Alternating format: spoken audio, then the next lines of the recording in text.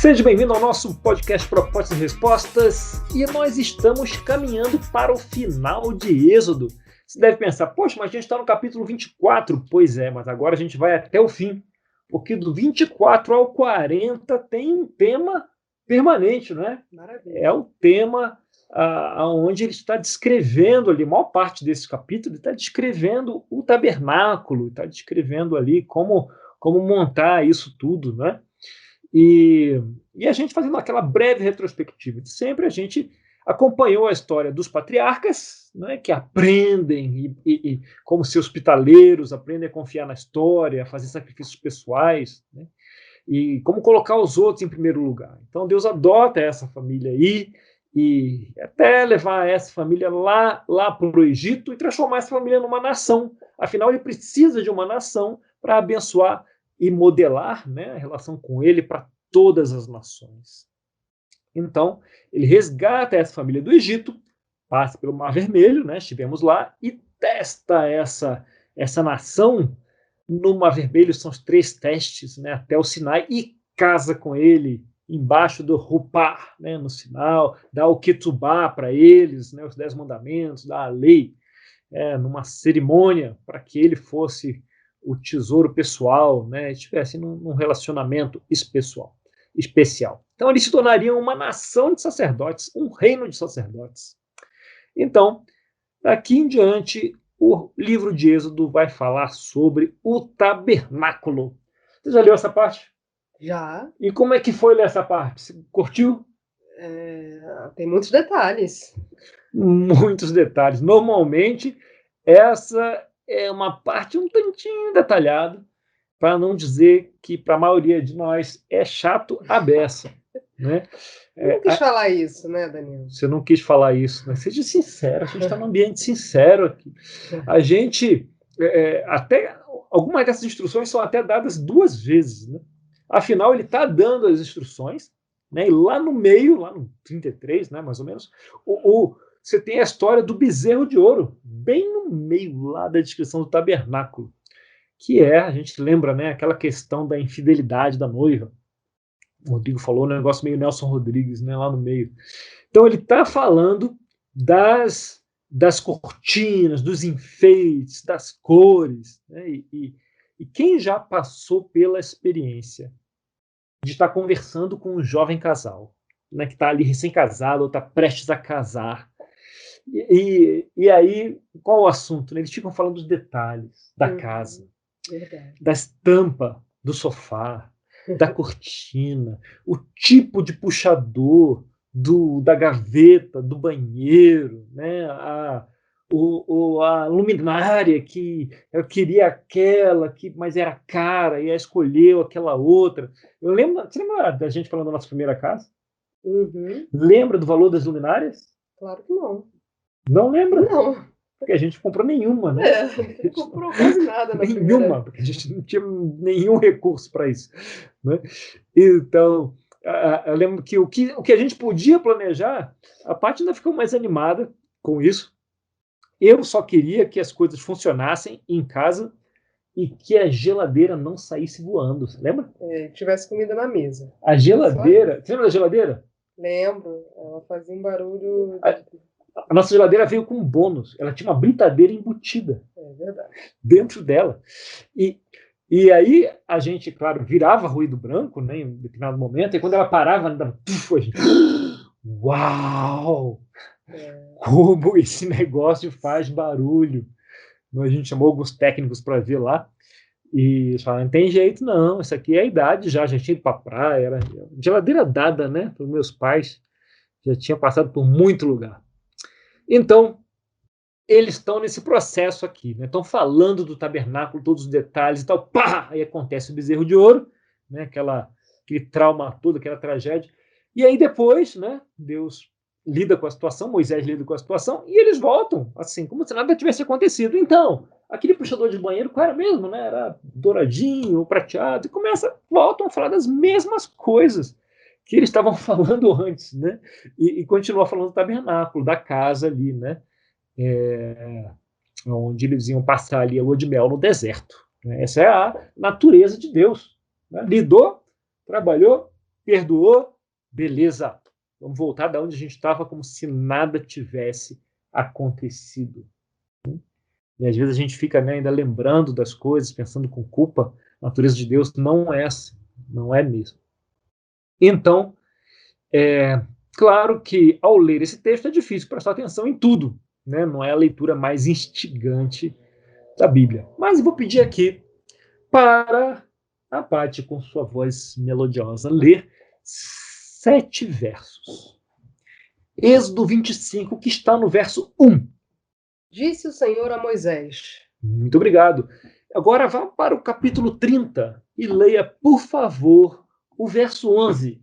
Disse então o Senhor a Moisés. Muito obrigado. Leia agora o 17. Disse então o Senhor a Moisés.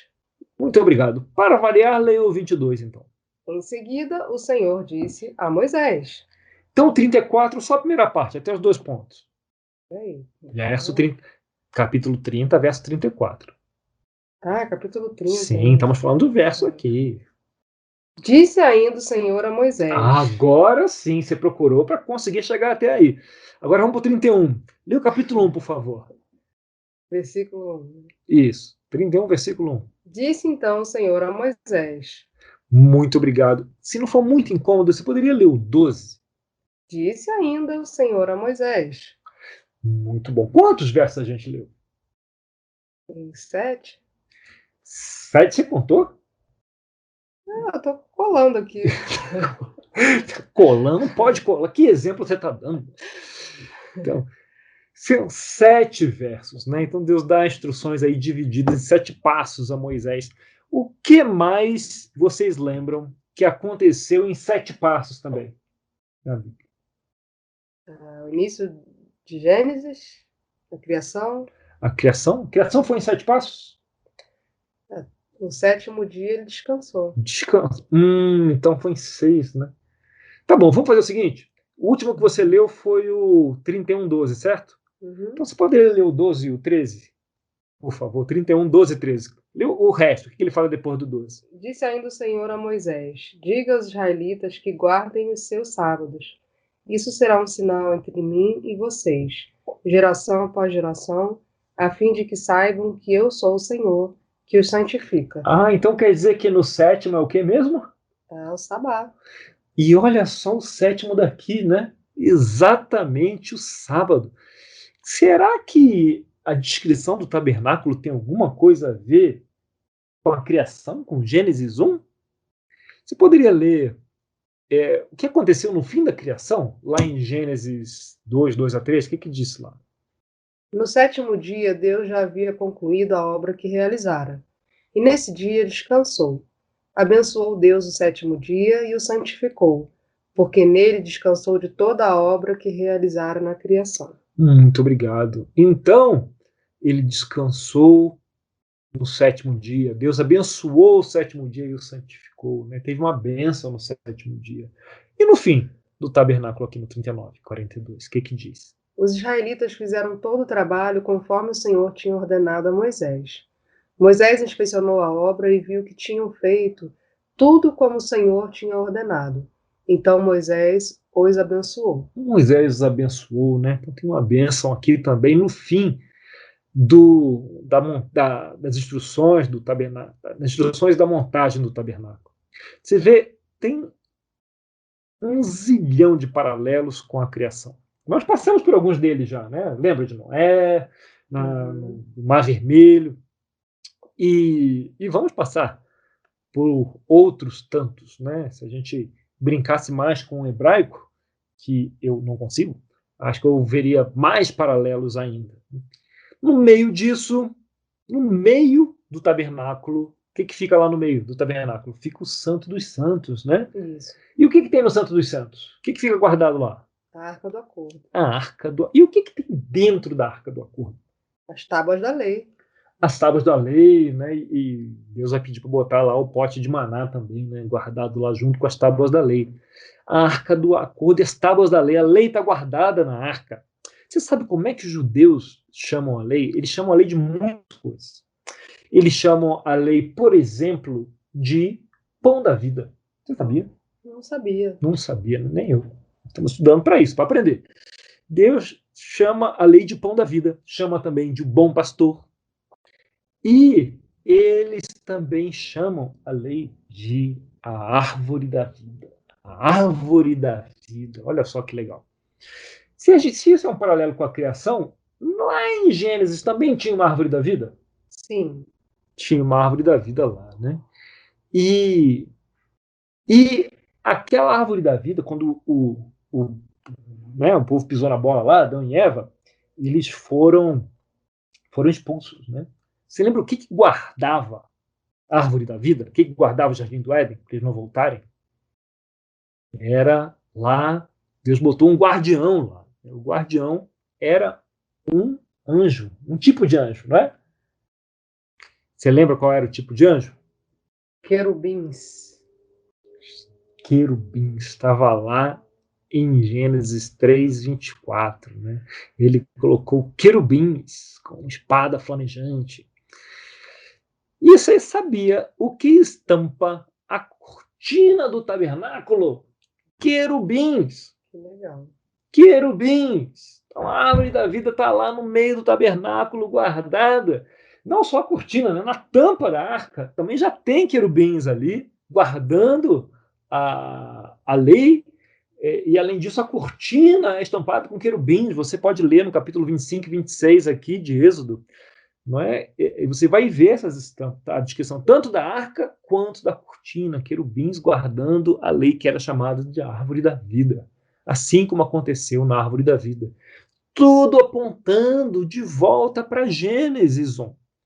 A própria criação do tabernáculo reconta a história de Gênesis 1. Agora, não é só isso. Você sabe como é que o tabernáculo é chamado vez após vez? Onde Moisés falava com Deus? Era a tenda do encontro. Tenda do encontro. Agora, o que eu não sabia, brincando com o hebraico de novo, é que encontro é uma tradução, na verdade, da palavra Moad. Moad não é a melhor tradução. Na verdade, é uma palavra meio intraduzível, né? Então, encontro uma boa saída aí, né? Que os tradutores encontraram. Mas a palavra é Moad. E essa palavra, a gente viu pela primeira vez lá, adivinha onde? Adivinha onde? Gênesis 1, cara. Muito bom, querido. Você é brilhante. Gênesis 1 estava lá Moad, que simbolizava estações, períodos, feriados e talvez até descanso, né? É isso que simbolizava a palavra Moad. Ele era o centro do primeiro quiasma. Se você não lembra, quis dar uma olhadinha no episódio 2. Aliás, se você está nesse episódio sem ter começado pelo princípio, eu sugiro que você pause agora mesmo e volte lá para o começo, porque senão você não vai pescar muita coisa, muitas referências que a gente está fazendo aqui. Então, Moad, se você não voltou e continuou comigo aqui, vamos lá. Moad significa estações, né, feriados, períodos. Então, na verdade, a tenda do encontro é a tenda de Moad, né, a tenda de estações, do período e até de descanso, seria assim, né? Tem um sentido assim também. Então, esse é o lugar onde Moisés se encontra com Deus e recebe as direções dele. E olha só, nessa parte final, né, do 24 ao 40, eu não procurei, não achei, mas num podcast onde a gente tira a maior parte do que a gente compartilha aqui, né, que é o Bema Podcast, o Marty Solomon achou, né, compartilhou de um quiasma que ele encontrou que fala da construção do tabernáculo. E onde há um quiasma, né, ele cita, por exemplo, que o início e o fim dessa construção fala da glória de Deus, vai falando das camadas, né? E ele fala que o meio do quiasma, e eu acredito nele, porque nos que eu consultei sempre estava muito preciso, né? Nosso mestre digital, está lá em 33, 33:14. E agora eu vou pedir para a Paty de novo me dizer, porque a voz dela é sempre melhor que a minha para isso. O que está lá em Gênesis 33:14? Êxodo 33. Desculpa. Não só a voz é melhor, como ela é mais precisa. Respondeu o Senhor, eu mesmo o acompanharei e lhe darei descanso. Peraí, eu lhe darei o quê? Descanso. Peraí, lhe darei o quê? Descanso. Descanso! Olha só aqui, no meio desse quiasmo aqui, na parte final de Êxodo, existe: eu mesmo acompanharei e lhe darei descanso. Você tem a presença de Deus e você tem o descanso, né, que dialoga com o Moades. É repetição da mensagem de Gênesis 1, né, do descanso. Então, onde o tabernáculo for, onde a tenda de Moades, a tenda do encontro for, quem olhar para essa tenda verá que ela será um lembrete, uma lembrança móvel de Gênesis 1, uma referência. Né? Quem mexe com o Word hoje, né? Quem é proficiente em Word, sabe que tem referências dinâmicas. Né? Você muda a referência de lugar e a referência segue, né, no Word. Muito bom para quem precisa fazer obras acadêmicas. Então, aqui, o tabernáculo é uma referência dinâmica. Né? Quem criou a referência dinâmica foi Deus. A gente está achando que foi a Microsoft. Foi Deus que criou as referências dinâmicas. Né? Quando cria aqui o tabernáculo, que é móvel. É uma tenda móvel. É um templo móvel. Aliás, esse vai ser o título desse episódio, Templo Móvel. Né? Que é essa volta. Né? Por onde vai o tabernáculo, ele aponta para a mensagem de Gênesis 1, que, se a gente lembra, ela fala do descanso e de confiar no que a história nos oferece, né, nos fornece. Vamos lá dar uma olhadinha em Levítico 9, 23 e 24. Diz assim: Assim Moisés e Arão entraram na tenda do encontro. Quando saíram, abençoaram o povo, e a glória do Senhor apareceu a todos eles. Saiu fogo da presença do Senhor, e consumiu o holocausto e as porções de gordura sobre o altar. E quando todo o povo viu isso, gritou de alegria e prostrou-se, rosto em terra. Então, eles acabaram de construir a tenda, prepararam os sacrifícios, as porções de gordura, e Moisés abençoa o povo. E aí, quando isso acontece, o fogo sai da presença do Senhor e consome os sacrifícios. Uma imagem muito forte. Por que será que eles prostraram o rosto em terra, hein? Se você estivesse lá. Por que será? Se humilhar, né? Se humilhar, por quê? Diante de Deus. Por quê? Porque a imagem era muito forte. O que causava isso? Que tipo de emoção isso causava nas pessoas? De ver fogo saindo? Medo. Medo! Ui. Sabe, eu sempre li isso e imaginei isso também, viu? Saía fogo da presença, consumia o negócio, a pessoa, caraca, e com aquele medão, né, de ver a glória de Deus ali tão de perto, era melhor prostrar o rosto em terra, que é a posição mais segura quando você está diante de Deus, na posição de humildade, né? E não tem, isso não tem nenhuma relação com aquela posição de emergência no avião, né? Quando você está no avião, a pessoa fala, em caso de emergência, baixa a cabeça, né? Coloca o rosto entre as pernas. É uma situação também que você está perto de ver Deus, né? E você encosta o rosto em chão, mas não tem nada a ver. Não tem nada a ver com isso aqui. Então, mas fica a referência, né? Sempre pensei que era medo mesmo. E faz sentido que seja medo. Mas não é isso, né? A tenda, se você olhar, fala assim, quando o povo todo viu isso no 24, gritou de quê? Alegria. E prostrou-se o rosto em terra. Ou seja, a emoção que eles estavam ali não era medo. Ou talvez um pouco de temor, mas não era medo, não era alegria. Eles estavam cheios de alegria. E com essa alegria, eles prostraram o rosto em terra, porque Yahvé estava com eles e estava aprovando o trabalho deles, aprovando o trabalho do templo. E ali era o templo, a tenda do encontro. Yahvé ia estar ali. Então, eram notícias incríveis, né? Eram notícias incríveis, onde eles estariam sendo acompanhados por esse templo móvel. Né? Só que esse é o tabernáculo provisório, certo? Eventualmente, eles constroem um templo que, na cabeça deles, seria o templo definitivo. Né? Quem construiu esse templo? Salomão.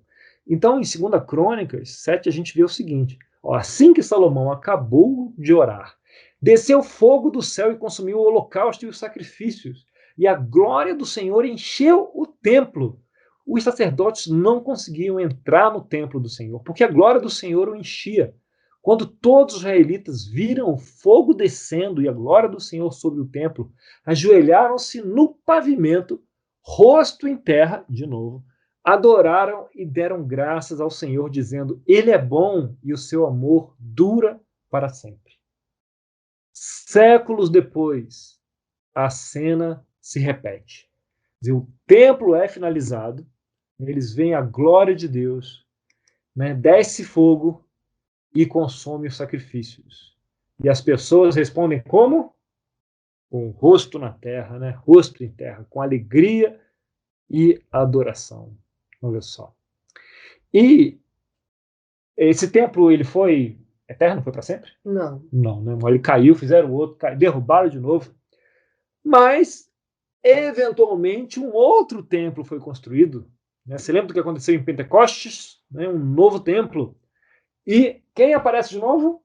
Quem aparece? Quem? O fogo. Aparece de novo, né? As línguas de fogo se separam e elas vêm descansar dentro desse novo templo, né? Primeiramente ali nos apóstolos, depois em todos os outros, os filhos de Deus. Um novo templo, enfim, é aberto, de novo com fogo, né? É aberto. Imagine como as pessoas reagiram, rosto em terra, né? Se ajoelharam. Imagine se fosse assim que as pessoas reagissem ao se deparar com esse novo templo, com o rosto em terra, consumidos de alegria, pensando: Ele é bom e o seu amor dura para sempre. Como é uma imagem mental interessante, né? Imaginar as pessoas reagir desse jeito ao encontrar esse templo. E claro que eu não estou falando de mim ou de você individualmente, nem de você, querida, individualmente. Não estou falando. Mas estou falando do nós coletivos, né, como igreja, que somos o templo do Espírito Santo. Né, das pessoas reagindo assim ao encontrar o povo de Deus. Não porque são obrigadas ou porque tem um decreto real, né, como houve vários ao longo da história, mas porque elas iriam reagir assim mesmo, né? Com alegria, com adoração diante da igreja, diante do templo de Deus. É de se pensar, né? Uhum. De se pensar. Mas, se somos um templo, somos então também, como a gente acabou de ver, um lembrete móvel de Gênesis 1. Um templo móvel. Um lembrete do Jardim do Éden. Um lembrete da tenda de Moab, tenda do encontro. Né? Lembrando as pessoas de quão boa é a história e de como nós devemos confiar nessa história. E o papel do templo, função do templo, né, de certa forma, ou de toda forma, é dar uma experiência, fornecer uma experiência que poderia trazer esse impulso, essa vontade a elas de cair com o rosto em terra. Ou pelo menos ter um impulso, né? Para eles era mais natural isso, né? Para nós é meio esquisito. Mas pelo menos ter esse impulso de adoração. Porque Deus é assim tão bom e o seu amor dura para sempre. Amém. E com isso, aquilo que costumava ficar centralizado em Jerusalém, agora pode se espalhar pelo mundo todo, com a mesma presença e com a mesma glória. Amém. Isso é demais. Demais, né? Demais. Esse é o templo, esse é o tabernáculo. Então, vocês são chamados para serem templomóveis. Amém. Não é? A lembrança viva de Gênesis 1, da mensagem de Gênesis 1, né? O encontro, do descanso de Deus e da história de Shalom versus a história do Império. O nosso próximo papo, vamos falar um pouco do que deve acontecer no templo. Muito bom. Muito bom. Vamos então passar à discussão.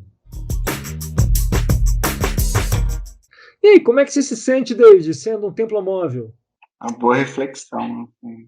Fiquei pensando no significado que tem, né, a escritura dos evangelhos quando diz que o véu do templo se rasga, né? Como se fosse essa estrutura, ela já está obsoleta. Vamos para outra, não, próxima fase, né? Próxima forma de encarar e de levar o templo.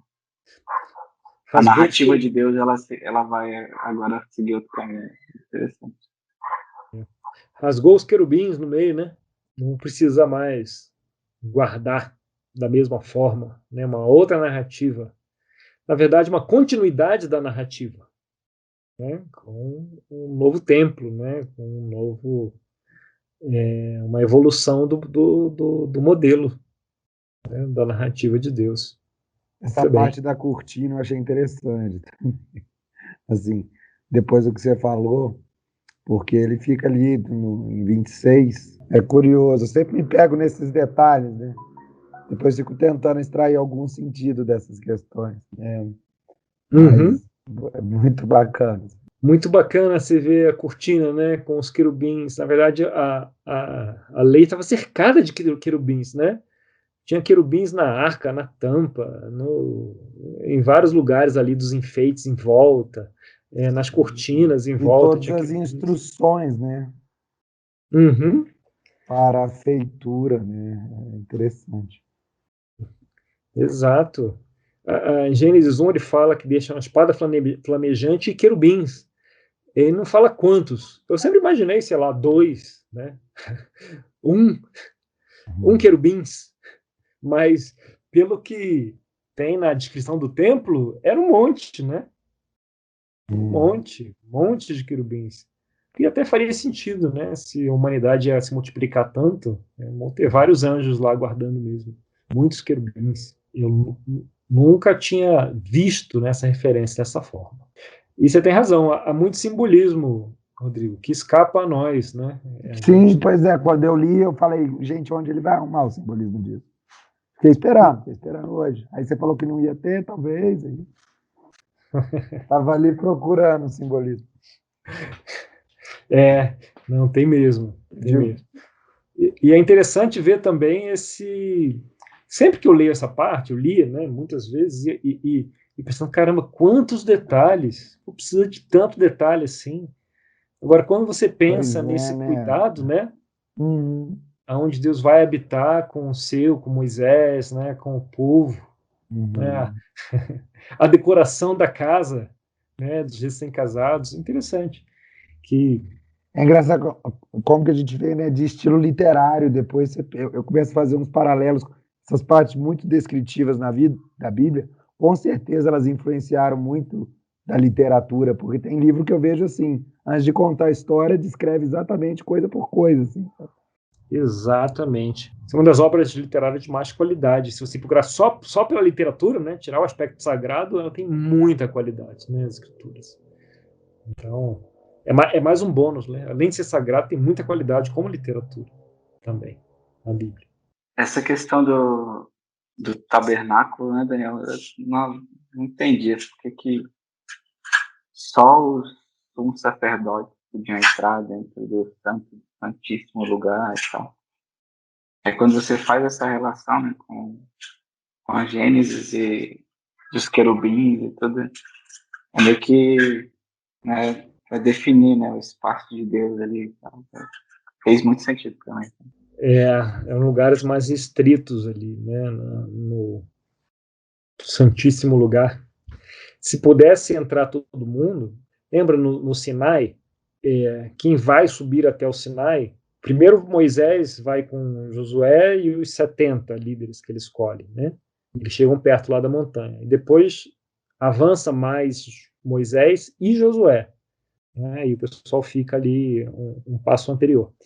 E aí depois vai só Moisés, para entrar na presença de Deus.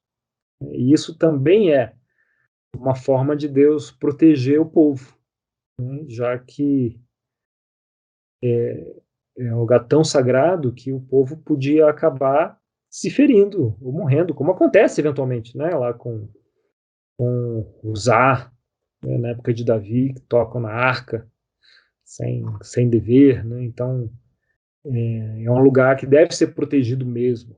Os querubins têm a sua função ali. Não, no caso aí, mais do que proteger a lei, né, protege o povo, né, de alguns lugares. O povo, quando se deparam ali em Êxodo com a voz de Deus, né, e percebem a presença, eles falam para Moisés: não, vai você falar e depois você conta para a gente, porque a gente não tem condição de ficar na presença de Deus aqui, não desse jeito, a gente vai acabar morrendo. E Deus, quando ouve isso, ele fala: uau, cara, esse é o espírito. Quem me dera se sempre pensassem desse jeito aí, não é? Com essa devoção e com esse temor. Beleza, se vão seguir assim, vocês vão estar no bom caminho. Então, sabe aquele momento em que tudo fica claro na cabeça de todo mundo, né? Ele é um momento de acerto. O povo vê a santidade de Deus e fala: quer saber? Vai lá, Moisés, a gente está contigo, vai lá e deixa a gente aqui. E a tenda meio que reflete um pouco isso, né? Afinal de contas, a pedra do Sinai, ela era um pouco pesada, não dava para mexer a pedra do Sinai para acompanhar o povo no deserto, né? Então, não tinha nem tecnologia para isso naquele tempo, como não tem hoje, para tirar a pedra de lá. Então, o que eles fazem? Mover a presença de Deus com eles, mas é presença protegida de Deus. Não pode todo mundo entrar assim, que pode ser perigoso, como eles fizeram lá com a pedra. Então, o tabernáculo é armado com essas camadas, né? Parte de fora, parte intermediária, parte de dentro do Santíssimo Lugar, aonde Moisés pode entrar, assim como ele foi na pedra, e o povo fica nas camadas mais externas, não é? Tendo acesso ali, estando próximo também, tendo a companhia quase física, né, entre aspas, de Deus, né, já que aquilo simbolizava a presença de Deus, mas sem o risco de tropeçar e trombar com Deus ali, que podiam não ser muito saudável para eles. Sem contar que não era qualquer dia que o sumo sacerdote podia entrar no Santo dos Santos, né? Mesmo para o sumo sacerdote havia ali a restrição do dia que ele deveria entrar. Exato, Moisés só teve um, né? Então, depois que Moisés se foi e o templo amadureceu, a tenda enquanto amadureceu, tinha os dias certos para o sumo sacerdote entrar lá. Não teve outro Moisés, né? Para fazer a mesma coisa e frequentar o Santíssimo Lugar como Moisés fazia. Até porque os livros precisavam ser escritos ali, né? Inspirados. Então, depois tinha mais limites ainda, né, para acessar o Santíssimo Lugar, para a proteção do próprio povo também. Uma coisa que me pega nisso é porque eu sempre lia, né, com toda a precisão que a gente lê esses capítulos, né? A gente vai passando e só lendo mesmo pela obrigação de falar: não, tá bom, eu tenho que ler. Eu não sei se é com vocês assim, mas estou confessando aqui.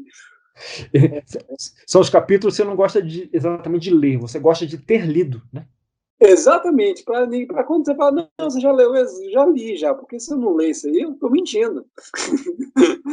Então, quando eu acabo lendo, não sei, tem um tabernáculo, beleza, tem um tabernáculo, por quê? Porque é onde eles faziam sacrifícios que ia levar para o deserto.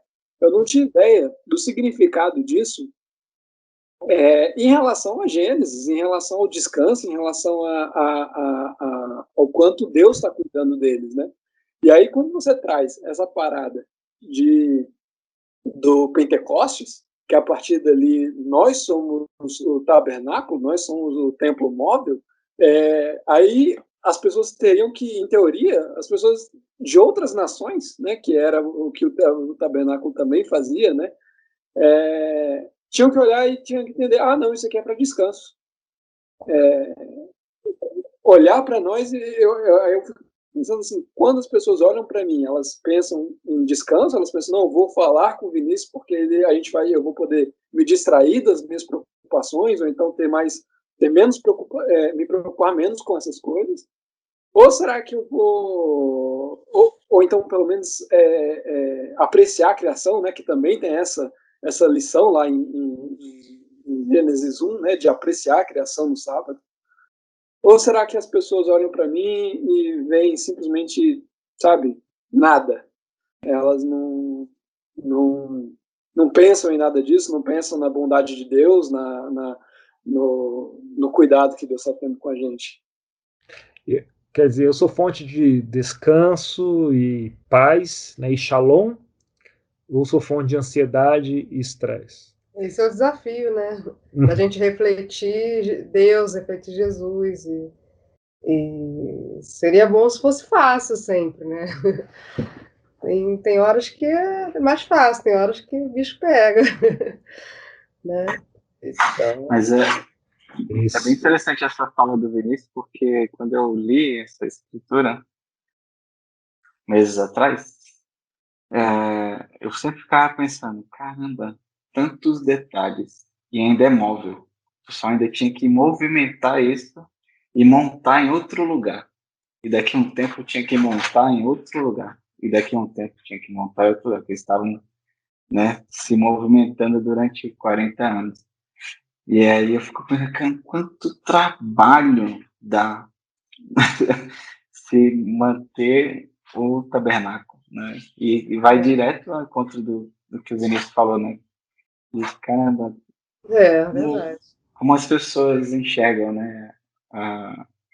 Eu sendo o tabernáculo de Deus, e como isso é trabalhoso para mim, manter e também estar sempre, né, em movimento, né, para não ficar algo obsoleto, talvez. A manutenção do templo móvel, ela é isso, né? O tabernáculo é um bom símbolo. Não tinha pensado nisso, David, como você colocou, muito bom, na verdade. Mas para o templo móvel continuar sendo essa mensagem de Gênesis 1, ela exige manutenção mesmo, exige disciplinas espirituais. E para dar uma luz sobre isso, nossa próxima conversa, no próximo episódio, a gente vai falar um pouquinho disso. Como fazer a manutenção do templo móvel, né? E como botar, né, óleo nas juntas do templo móvel, né? Afinal de contas, mover isso tudo dá um certo trabalho. Para você continuar refletindo, vem o amigo que o meu fardo é leve, continuar refletindo o shalom e o descanso, precisa fazer manutenção mesmo, né? No templo, aproximar de Deus e trazer, internalizar a glória de Deus e refletir isso, de certa forma, a glória de Deus. E a gente vai falar um pouco disso, né? Dessa aplicação e dessas disciplinas. Tá bom? Também. Faz sentido? A questão da aplicação, realmente, até porque não era de qualquer jeito, né, que você podia desmontar e montar o templo. De jeito nenhum. Ainda que haja muita liberdade, né, para fazer a manutenção. Mas muitos já passaram por esse caminho, a gente pode aprender com eles também. Então, senhores, ótimo material, né? Bastante coisa para pensar. Então, muito obrigado por sua companhia aqui no nosso podcast Propostas e Respostas. Se quiser falar comigo, danielgesine@gmail.com, e eu compartilho meu e-mail com muita alegria, porque ninguém manda e-mail. Então, é uma beleza. Pode me achar no Instagram também, no Facebook, e que à vontade. E a gente se encontra no nosso próximo papo. Abração, tchau, tchau.